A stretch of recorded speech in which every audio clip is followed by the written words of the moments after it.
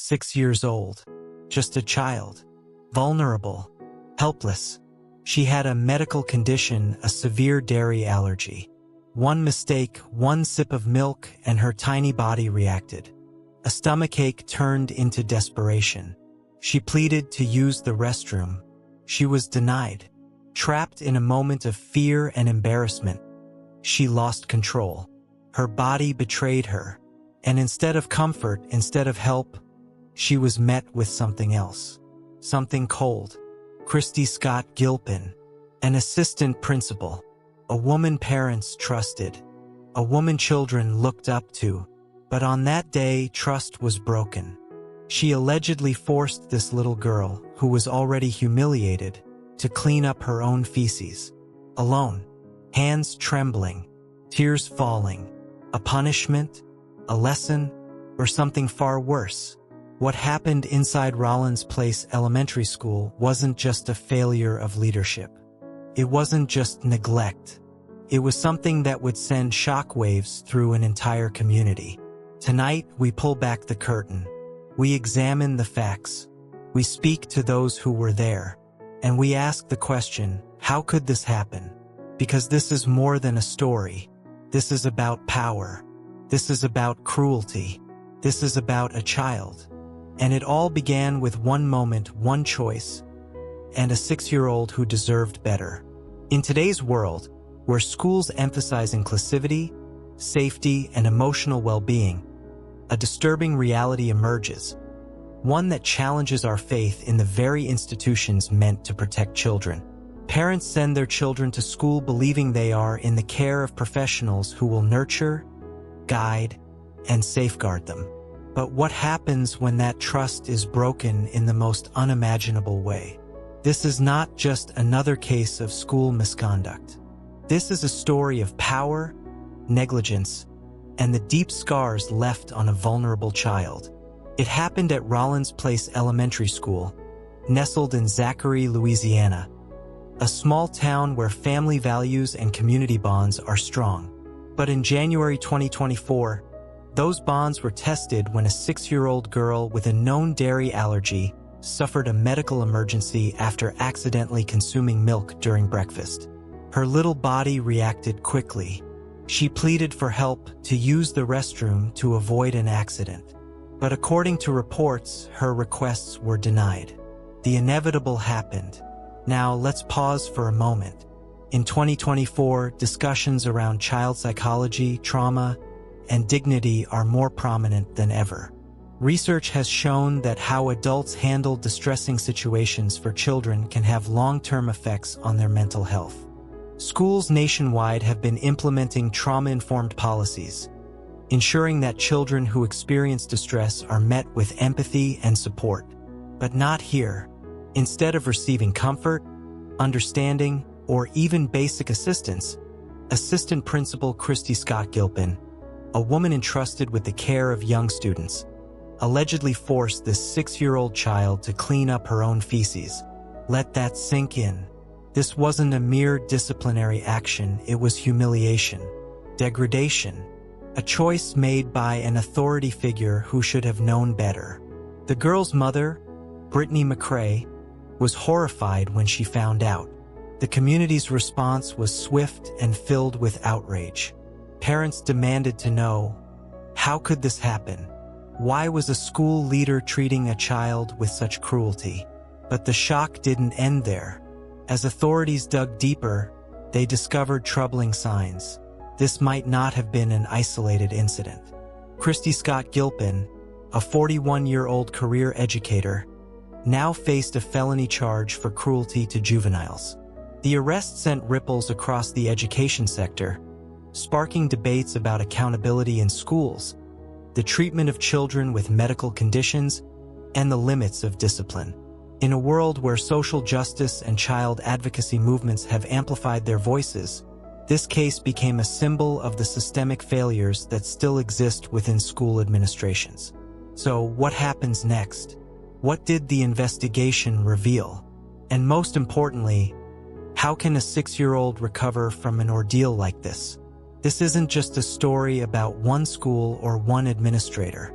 This is about every child, every parent, and the fragile line between trust and betrayal in education. Tonight, we uncover the full story. Imagine being 6 years old, scared, confused, and helpless. Your body betrays you in a moment you cannot control. And instead of comfort, instead of help, you are met with punishment. A punishment that would scar you, not just for a moment, but for years to come. On that January morning in 2024, inside the walls of Rollins Place Elementary School, a child was failed in a way that no child should ever be. The 6-year-old girl had a medical condition, a severe dairy allergy that caused her to experience an urgent reaction. She pleaded for help. She needed to use the restroom, but her requests were allegedly ignored. And then, the inevitable happened. She soiled herself. A moment of distress that any adult with basic empathy would recognize as a medical accident, not a disciplinary issue. But what happened next is what shocked the entire community. According to reports, Assistant Principal Kristy Scott Gilpin allegedly made the child clean herself up, alone. No assistance, no compassion, no regard for her dignity. A child, standing in a bathroom stall, sobbing, hands trembling, forced to clean her own waste. It's the kind of treatment one wouldn't expect in a school, in a place meant to nurture and protect. Yet it happened. The child's mother, Brittany McCrae, was devastated when she found out. She called it humiliating and cruel, and she wasn't alone in her outrage. Parents and community members demanded answers. How could a school administrator, a figure of authority, a person entrusted with the care of children, treat a vulnerable 6-year-old in such a callous manner? The response from the school district was swift, but it wasn't enough to calm the storm of anger that followed. An internal investigation was launched. Law enforcement got involved. The media picked up the story, turning it into a national conversation about the treatment of children in schools. Reports began surfacing, accounts from other parents, former students, and even staff members. Some described a pattern of strict, almost militant discipline under Gilpin's leadership. Others recounted past incidents that, while not as severe, hinted at a troubling culture within the school. The legal system also took notice. Authorities charged Kristy Scott Gilpin with felony cruelty to juveniles, a charge that carries serious consequences. But beyond the legal implications, the case raises bigger questions. How does a situation like this unfold in a school environment? Where were the other staff members? Did no one step in? Did no one see what was happening to this child and decide to intervene? It is easy to focus all the blame on one person, but the reality is that such incidents do not happen in isolation. They happen in environments where neglect is tolerated, where discipline is prioritized over compassion, and where the most vulnerable children are left to suffer the consequences. Educational institutions across the country are now under scrutiny. Parents are asking tough questions. How safe are their children? How are schools handling medical emergencies? And most importantly, what measures are in place to ensure that something like this never happens again? The psychological impact on the child is immeasurable. Experts say that an experience like this can leave lasting scars, affecting self-esteem, trust in authority, and emotional well-being for years to come. And then there's the question of justice. What happens next? Will the legal system hold Gilpin accountable? Will the school district take real action beyond public statements? As this case continues to unfold, one thing is clear. This isn't just about one school, one administrator, or one child. This is about a systemic issue, about the way children are treated in schools, about the balance between discipline and humanity, about whether the institutions we trust with our children are truly worthy of that trust. Tonight, we ask the difficult questions. We examine the failures, and we seek answers. Because at the heart of it all is one undeniable fact. A 6-year-old deserved better. The investigation begins.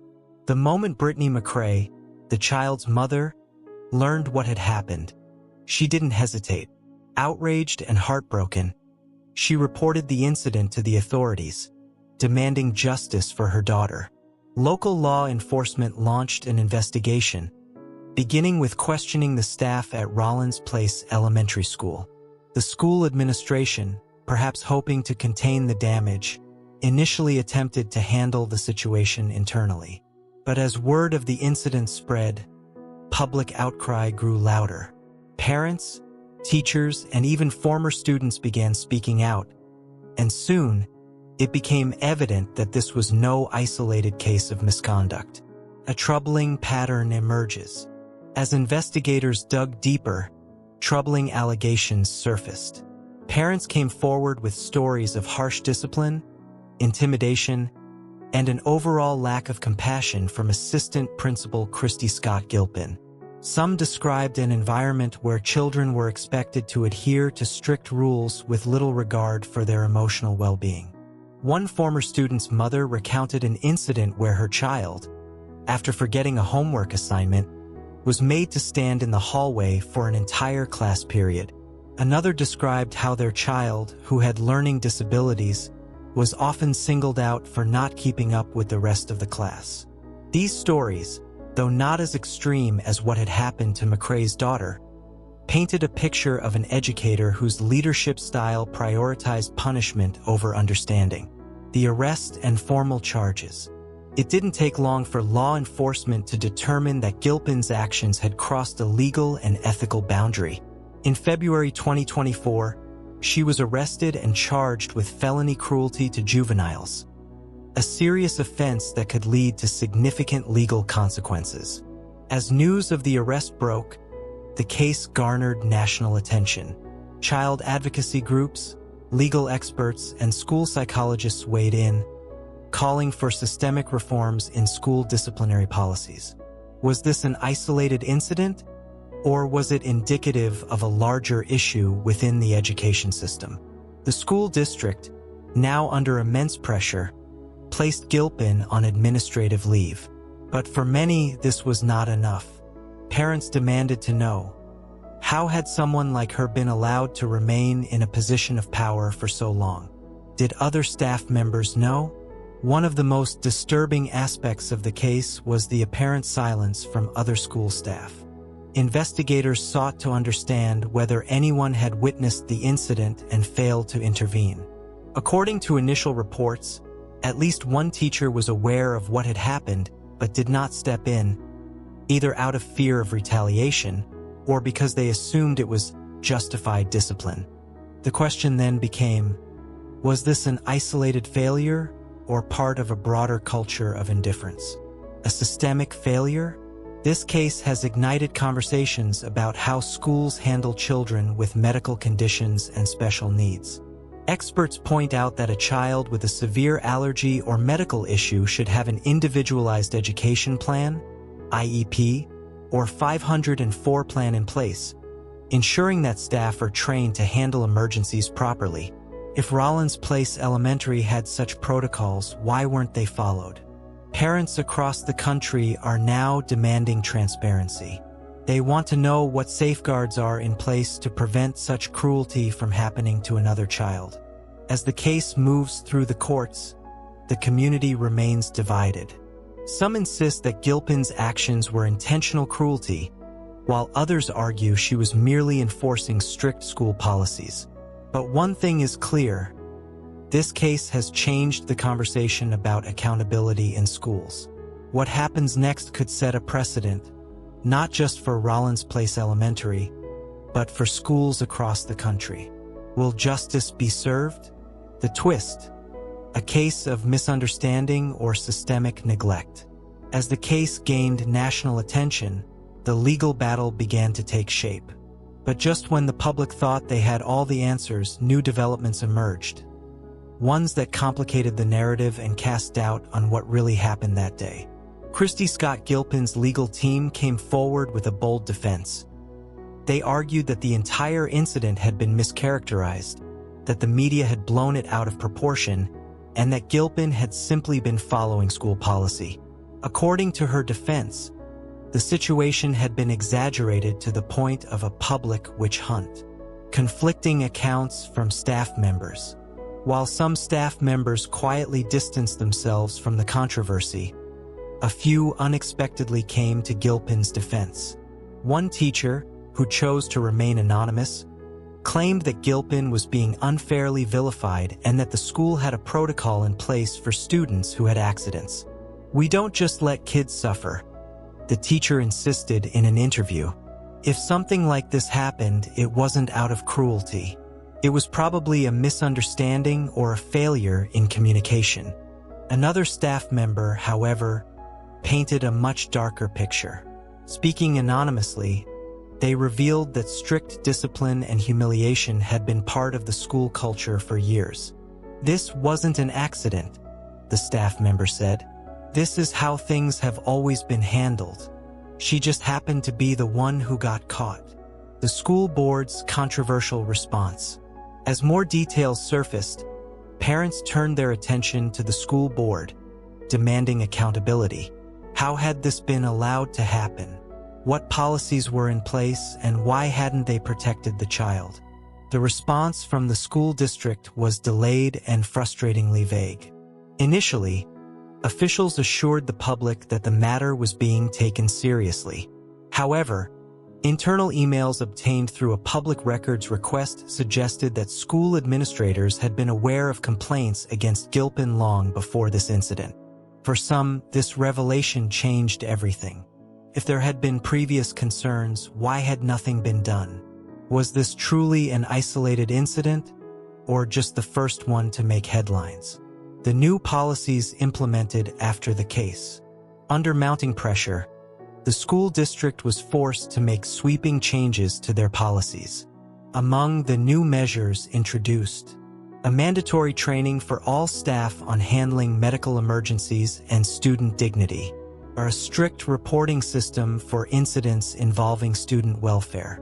The zero-tolerance policy for staff who failed to intervene in situations that endangered a child's emotional or physical well-being. But for many, these changes came too little, too late. Brittany McCrae, the child's mother, expressed mixed emotions about the reforms. While she appreciated the effort, she made one thing clear: "My daughter had to be humiliated for them to wake up. That's not a victory, it's a failure." The chilling question that remains. Despite the arrest, despite the media coverage, and despite the new policies, one lingering question remains. How many other children have suffered in silence? Because if this case proved one thing, it's that this wasn't just about one little girl. It was about every child who has ever been forced to endure shame instead of support, punishment instead of protection. And while the case against Kristy Scott Gilpin unfolds in court, one thing is certain: the world is watching. A 6-year-old child, vulnerable, scared, and in need of help, was forced to endure humiliation instead of care. A school, a place that should have been her safe haven, instead became a place of punishment and neglect. The arrest of Kristy Scott Gilpin sent shockwaves through the education system, igniting debates about how children are treated in schools. Some believe justice is finally being served. Others question whether this case is just the tip of the iceberg. What happened inside Rollins Place Elementary was not just one administrator's failure. It was a systemic failure that demanded change. And while new policies were introduced, one critical question remains: how many other children have suffered in silence? How many cases like this have gone unnoticed? And most importantly, was justice truly served? We want to hear from you. Do you think the arrest of Kristy Scott Gilpin was justified? Was this a tragic misunderstanding or a blatant act of cruelty? Let us know in the comments below. And if you think this case was disturbing, just wait until you hear what we uncover next. If you love true crime, there's more where that came from. In our next episode, we dive into another set of chilling, unsolved murders that will keep you up at night. So if you haven't already, hit that subscribe button and turn on notifications so you never miss an episode. And if you found this case fascinating, give this video a thumbs up. It helps more true crime lovers find our content. Until next time, stay safe out there.